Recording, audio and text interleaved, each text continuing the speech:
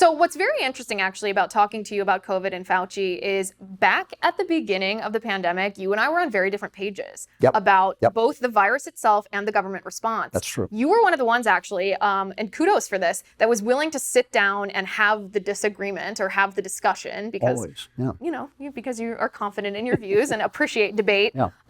But you seem like you've changed your mind somewhat because you were much more, I don't want to say that you were fearful because I don't know what you were feeling, but you were much more cautious about the virus itself than I was, and you were much more willing to give benefit of the doubt to the politicians that were imposing these things. Talk to me about your thought process and how that changed. Well, first of all, I was in exactly the area that was supposed to be the risk area. Yes. I was over a certain age, you know, and I have a bum lung, you know, I have a lung that's half collapsed.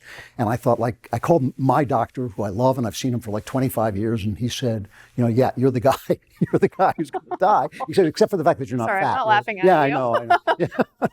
Laughing at just the thought of my. So yeah, I thought like, okay, well, here comes this thing, and New York was having this terrible, terrible time. I have a lot of people in New York, and they were telling me, you know, the coffins are lined up on the street. And so when they said 15 days to slow the spread, I thought, well, okay, I get it, you know. At that point, Jeremy Boring, the God King of the Daily Wire, called me up and he said, no, they'll never open up again. And you have to understand, I come from an older America that worked. So I was like, you're being paranoid. You know? Yeah, that's what you told me. I think you said I was being hyperbolic. Yeah. And he was right. I told him, I always admitted, I said, he was right, I was wrong, you were right, I was wrong. The problem was not what they were saying, it's who they are. Yes. I mean, it's not like, you know, you could say a decent government committed to American freedom could say 15 days to slow the spread. That could have happened in the 1950s or 60s or 70s, and they would have opened up after 15 days.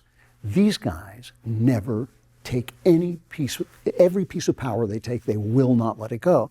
And that level of dysfunction is something new. It's kind of crept up on me, and now I see it, and now I understand that you can't give them anything. You can't let them say anything. They're both incompetent and corrupt, and they are not committed to American freedoms, you know. And so even though that happened under Trump, what you remember Trump saying we should reopen by Easter, and then getting so browbeat that he stood down. He didn't do it. And I don't blame him for that. I think he made a mistake, but I don't blame him for that because he's not a doctor. He doesn't know. He's trying to take the best care of people he can.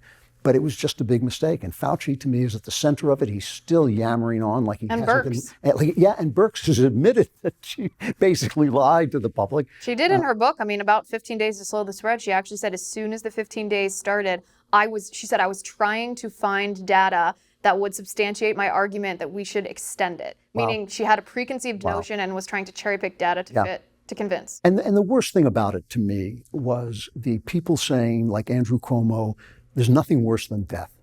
And when one guy went on, I can't remember who it was, unfortunately, but I think he went on Tucker's show and he said, no, there are plenty of things worse than death, like your children not going to school and like not being free and all these things are worse. And everybody said, oh, that's, no, there's nothing worse than death. What really bothers me about that is a lot of churches closed down. And you think like, wait, your churches, you're supposed to understand that there's a lot of things that are worse than death and some of them last forever, you know? So it was a real moment when the wages of materialism, the theory that is now the operating theory for modernity, the idea that we're just matter, when we die, just took their toll. And I didn't see it coming right away, but I saw it when it came anyway.